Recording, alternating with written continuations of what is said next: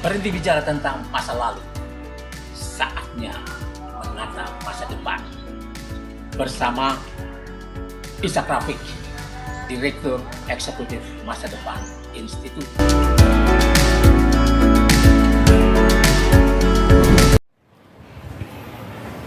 Assalamualaikum warahmatullahi wabarakatuh.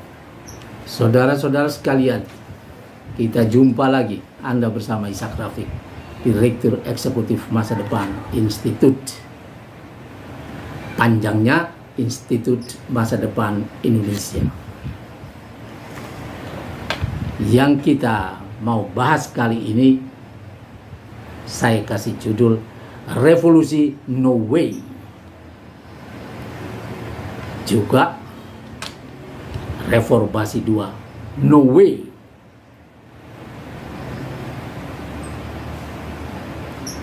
Kerusuhan sosial No Way.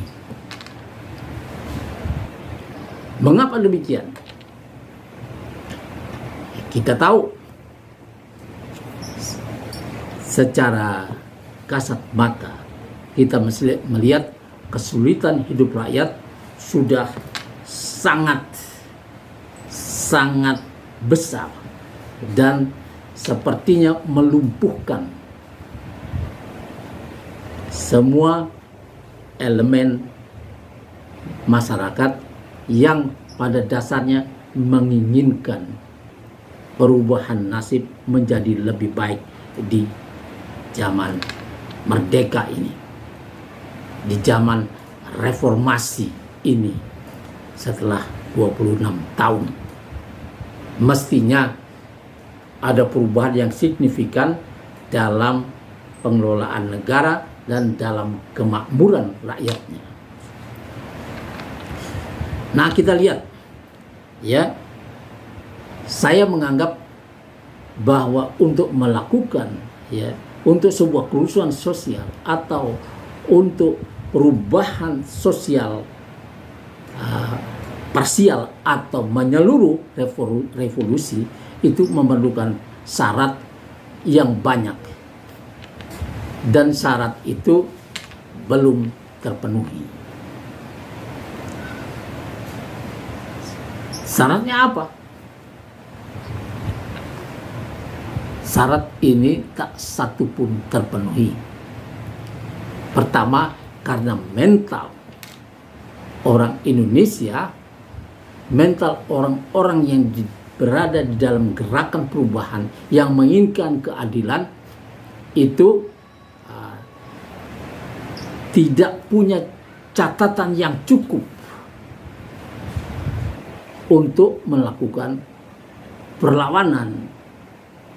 Sedangkan rakyat Indonesia punya mental yang sangat kuat dalam penderitaan. Kalau mereka tak mampu bayar kuliah, ya dia biarkan saja anaknya terdepak dari kampus, DO, karena nggak ada biaya. Ketika dia tidak bisa memberi ongkos anaknya untuk ke sekolah, dibiarkan anaknya bermain-main di kampung, tidak ke sekolah. Nah, ini mereka nerimo, tidak menuntut kepada siapapun. Mereka tahu bahwa nasib mereka memang buruk. Orang-orang yang biasa diabaikan hak-haknya ini memang tidak tahu haknya, bahwa negara menjamin ya pendidikan mereka, mencerdaskan kehidupan bangsa adalah tugas pemerintah yang diamanatkan oleh Undang-Undang Dasar 1945 sejak dari pembukaannya. Juga masalah rumah. Sekarang ini ya tahun 2014 ya, angka 2014 ada 15 juta kekurangan rumah di Indonesia. 15 juta kakak tanpa rumah sendiri.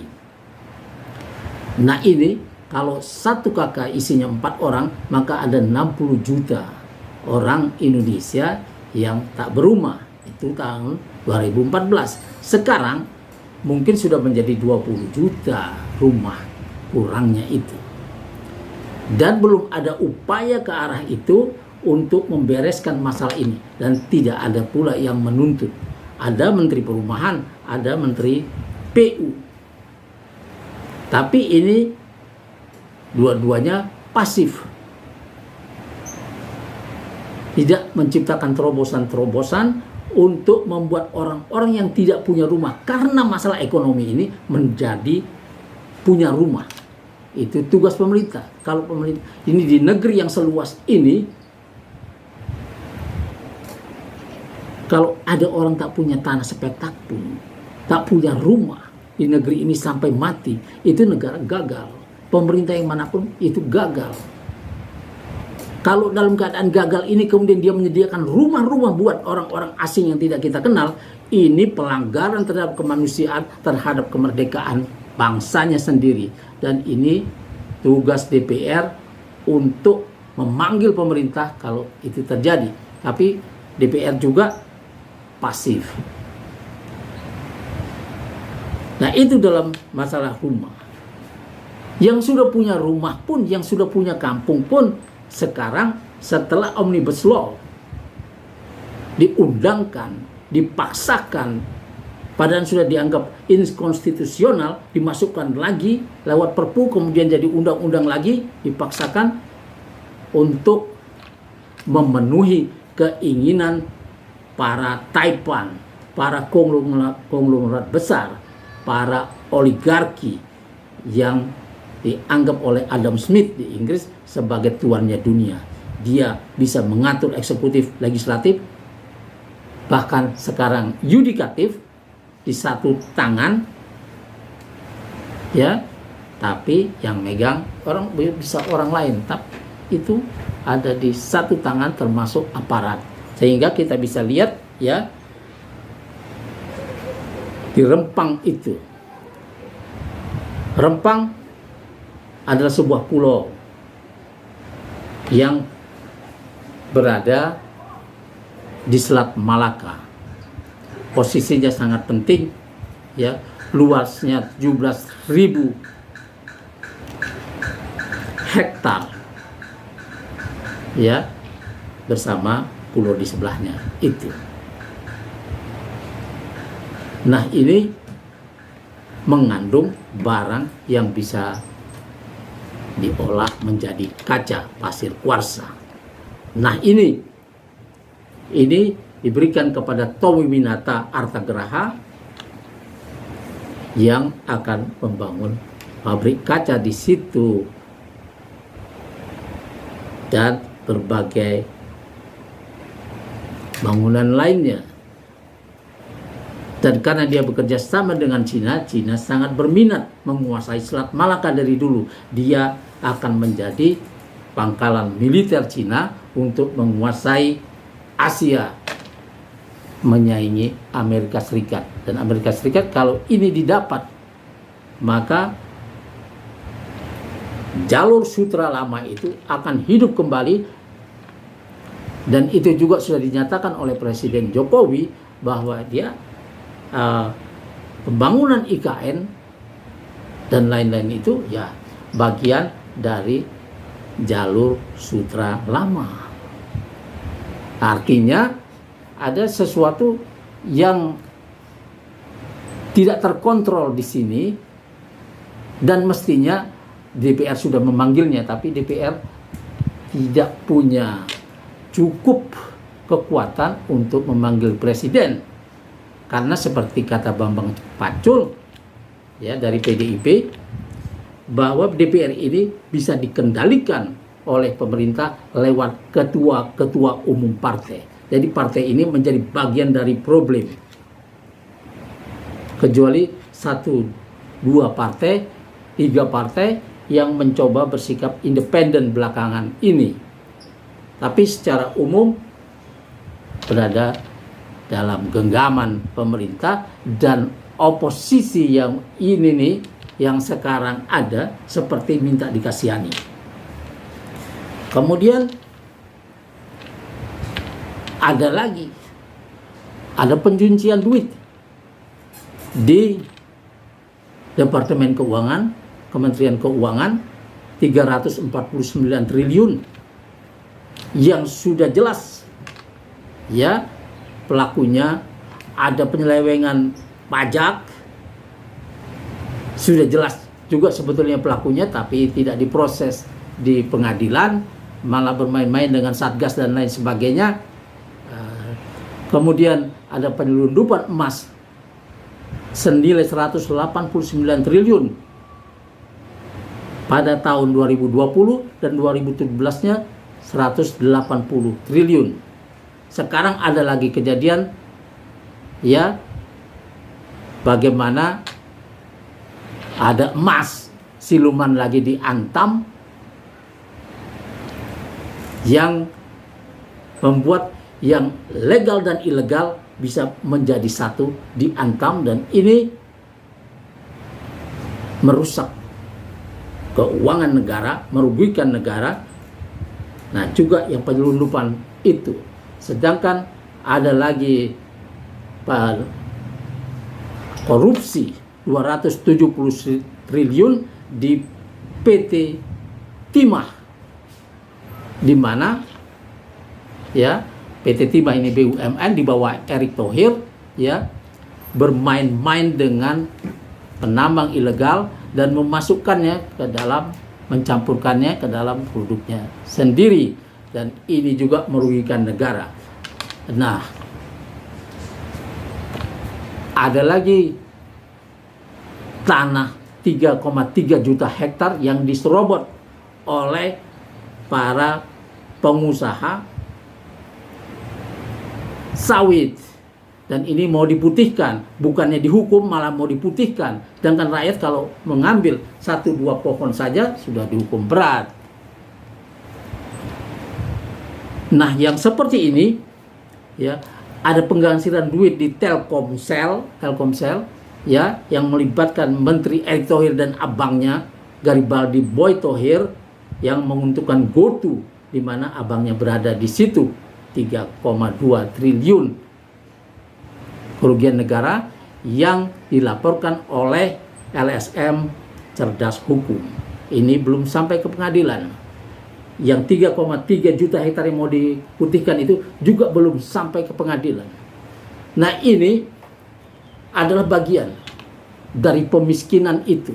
Rakyat memerlukan tanah-tanah itu. Yang 3,3 juta hektar itu mestinya diberikan pada petani-petani gurem kita. Mestinya yang dilakukan adalah reforma agraria, membagi tanah-tanah yang sudah disiapkan dulu di zaman SBY 9 juta hektar lebih, ya, itu tinggal dibagi saja kepada petani-petani gurem yang ada 14,77 juta petani yang punya tanah tak cukup untuk berproduksi. Nah, orang-orang ini memerlukan tanahnya, tapi sekarang keadaan jadi seperti ini. Bentangkan kata Luhut lagi, Cina akan berinvestasi di Kalimantan Tengah 1 juta hektar dalam secara bertahap akan diserahkan kepada Cina, yang mungkin nanti akan mendatangkan petani-petani mereka dari Cina. Dan petani-petani kita tidak mendapatkan keistimewaan-keistimewaan seperti itu. Xi Jinping kita akui punya nasionalisme yang sangat tinggi sehingga memperjuangkan rakyatnya untuk mendapatkan tanah di negeri-negeri lain. Sedangkan pemerintah kita melupakan rakyatnya sendiri, petaninya sendiri, melupakan manajemen yang harus dilakukan supaya petani kita memiliki tanah-tanah yang cukup. Kemudian apalagi yang membuat kita seret ini? Pendidikan yang mahal, UKT yang sempat bikin resah semua orang. Karena ketika diizinkan, ketika menterinya mengeluarkan itu, permen seperti itu, nomor 2 tahun 2024 yang mengizinkan kampus untuk menaikkan UKT, maka dilakukan benar-benar. Dan tidak peduli pada kondisi rakyat. Yang di sini sebetulnya yang harus diusahakan adalah bagaimana mendanai pendidikan ini sedang secara kenegaraan, sedangkan rakyatnya harus digratiskan. Ini amanat Undang-Undang Dasar 45, 20% dari anggaran pendapatan dan belanja negara yang sekarang sekitar 3.000 triliun. Nah, itu 600 triliun harus ke situ, dan ini memang harus diaudit Kementerian Pendidikan dan Kebudayaan dan Ristek ini. Harus diaudit kemana uang itu. Sekarang banyak tuntutan ke situ dan DPR sudah mulai marah. Baru di ujung-ujung ini ada yang marah. Selama ini nunut saja. Tapi sekarang memang sama-sama sedang membuat citra. Tapi pemerintah melupakan untuk membangun citranya yang baik. Sehingga kita melihat ya sekarang citranya semakin buruk. Kita bisa lihat pertambahan itu. Ketika kejaksaan mengusut korupsi 271 triliun yang melibatkan begitu banyak orang, ya penambang ilegal dan pemerintah, ya, BUMN maksud saya, itu mau diusut dan korupsi yang sangat besar itu, tapi kemudian dibenturkan dengan Densus 88. Densus 88 ini bagian dari kepolisian, dan ini kalau Listio Sigit tidak memecat, tidak membubarkan, ya itu ujungnya, ya membubarkan Densus 88 karena sudah dipakai sebagai alat oleh koruptor untuk menghentikan pengusutan. Itu harus dibuktikan memang di pengadilan. Kalau tidak bersalah harus dilepaskan siapapun itu. Tapi kalau bersalah, kalau sudah dimanfaatkan seperti ini, bila Listio tidak mau melakukan tindakan, maka bukan tidak mungkin ya mahasiswa, kampus dan lain sebagainya yang sekarang sudah mulai panas akan menuduh Listio terlibat dalam pengerahan Densus 88 yang terus-terusan ya berapa waktu terakhir mengganggu Kejaksaan Agung ketika mau mengusut itu korupsi. Nah, yang seperti ini sebetulnya sudah membuat orang ya sudah membuat orang marah dan sudah membuat orang ingin melakukan perubahan besar. Tapi Indonesia tidak begitu. Tidak cukup syarat. Pertama, ya karena semuanya terkotak-kotak dengan kepentingan masing-masing. Buruh cuma mengurus kepentingannya sendiri, yaitu upah. Dan ketika ditarik tapera, ya kemarahan itu baru tambah besar. Dan ini tidak boleh dilakukan. Pemerintah boleh kasih gratis rumah-rumah itu. Jangan tarik lagi duit dari orang-orang yang sudah miskin. Kadang-kadang sudah punya rumah, ditarikin duitnya untuk apa? Untuk tapera itu. Nah, ini harus dihentikan. Dan memang kayaknya akan dihentikan. Tapi ini percobaan-percobaan seperti ini sudah sering terjadi. Sama seperti percobaan menaikkan UKT itu. Memberi rakyat pikiran-pikiran yang bikin mumet. Nah, ini sebetulnya syarat sudah terpenuhi secara kondisi ekonomi. Tapi secara mental ini belum seperti itu. Harusnya para tokoh-tokoh perubahan, gerakan perubahan itu sudah mencatat. Ya, misalnya pencucian uang 349 triliun itu semuanya harus sudah menjadi catatan gerakan perubahan yang menginginkan revolusi itu. Harus catatan siapa saja Menteri Sri Mulyani Indrawati terlibat enggak, kemudian siapa saja anak buahnya, kemudian siapa pemiliknya, siapa yang menggunakan uang itu harus dilakukan. Juga masalah penyelundupan dan sebagainya harus ada catatan-catatannya. Kemudian siapa yang menggerakkan Densus 88 harus sudah punya catatannya, sehingga ketika menawarkan kepada rakyat, revolusi itu harus menawarkan sesuatu yang lebih baik daripada yang sedang berjalan. Dan ini belum ada penawaran seperti itu. Bahkan ketika Pilpres pun Presiden tidak menawarkan masa depan yang mau ditujunya. Dan rakyat seperti diajak untuk melihat pertunjukan, perdebatan antar capres dan cawapres. Itu tidak masuk ke esensi yang sebenarnya, dan sekarang mulai kesulitan sendiri dengan apa-apa yang dilontarkan pada saat kampanye, pada saat pilpres, pada saat debat capres cawapres. Nah, syarat untuk melakukan ini, revolusi ini, adalah keinginan orang-orang yang dulunya berada di luar kekuasaan dan diabaikan, sekarang mereka ingin ikut mengatur kekuasaan itu. Ini syarat pertama. Adakah orang-orang ini? Jelas ada. Tapi mereka belum berada dalam satu